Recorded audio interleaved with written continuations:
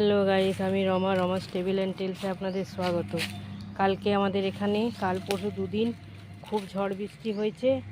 গাছে যা আম ছিল অর্ধেকেরও বেশি ঝরে গেছে। আমি এখন আমগুলোই কুড়াতে এসেছি।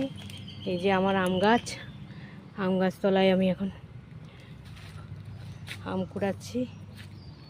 অনেক আম নষ্ট হয়ে গেল, কত আম পড়ে আছে ভেবে পাচ্ছি না, কিন্তু গাছতলায় পড়ে পড়ে তো পচতে দিতে পারি না। দান করবো একে, তাকে গাছে ফল হওয়া সমস্যা, ফল হবে সে ফল এত তো শেষ হবে না, এত কুড়ানো টাইমও নেই।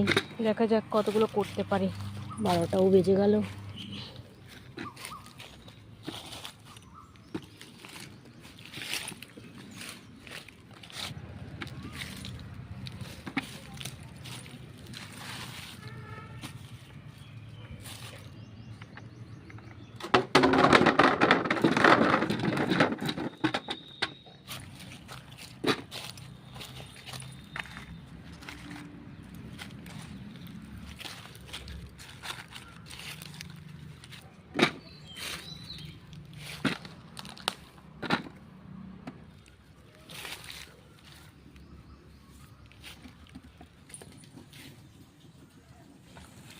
দেখুন বন্ধুরা, কত আম পড়ে গেছে গাছ থেকে। এই আমগুলো কি করব, এত আম এবার বাড়ি বাড়ি গিয়ে দিয়ে আসতে হবে।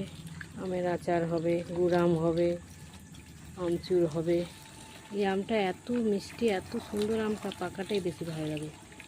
কাঁচাটা ভালো, চাটনি করা যায়, সবই হয়, কিন্তু পাড়তে মায়া লাগে। এই সুন্দর আমটা নষ্ট হয় না, খুব কষ্ট লাগে। ঝড় বৃষ্টি হলে এই গাছে যা আম আছে তার 80 ভাগে পড়ে যায়, 20 ভাগ হয়তো গাছে থাকে, পাকা খাওয়া যায়। খুব কষ্ট হয় আমগুলো দেখে, মায়াও লাগে। একটাও আম ছিঁড়ি না আমি। এই আম ছিঁড়লে আমগুলো নষ্ট করা। পাকা আমটা এত ভালো লাগে খেতে, পাকা আমগুলো মনে হয় থাক গাছে, পাকুক।